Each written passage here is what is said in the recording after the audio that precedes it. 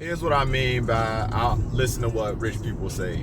A year and a half ago, I met two guys. One from worked for Google, who was looking for a place and moved out here not too long ago, out here, and another guy who lives on Venetian Way, on the little Venetian island in between the bay.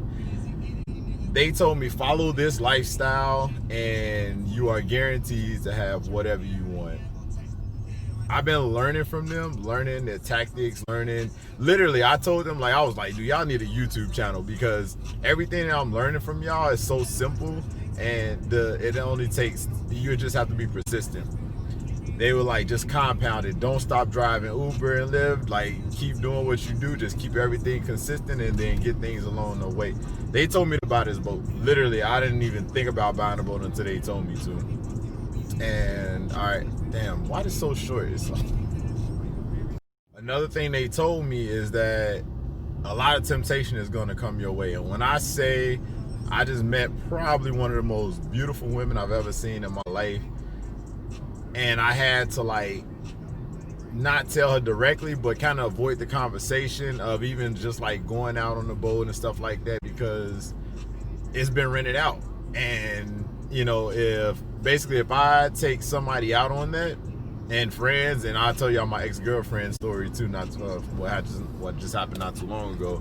But if I take people out on that, every single hour that it's not being used is basically taking money out of my pocket. So I had to literally avoid the conversation and not have the most beautiful girl I've met, period, and not take her out on it as bad as I wanted to. And you know what came from that? I ended up getting like a $2,000 tip yesterday.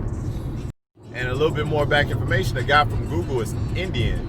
And we all know they know how to save some money and live dirt cheap, dirt poor.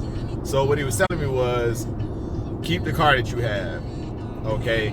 Keep that consistency. Keep the apartment that you have. Don't like going just because you can't afford something, just go get it. Like Justin, he's Indian also, was Sheik, I can't Sheik or something like that. And he tells me, like, on YouTube, I follow him. He says, like, if you can't buy 5 of them, you can't afford 1 of them. But even still, give yourself like 24 to 48 hours before you make a purchase, and then see if you still feel the same way about that purchase before 24 to 48 hours later. And that'll let you know if you really need it or want what you want to buy. So so what I've been doing was testing my boat at Black Point Park, Black Point Marina, to make sure, you know, like nothing goes wrong with it while it's out in South Beach, because that's kind of far away from where it would be able to be easily picked up by the people out this way that I have bringing it in and out.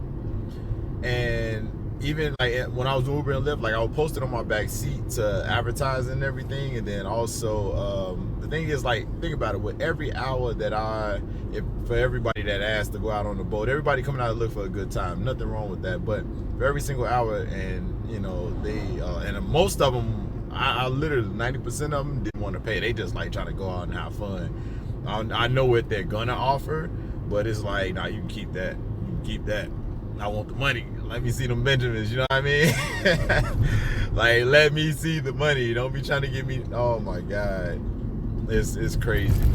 But every hour is worth something. That's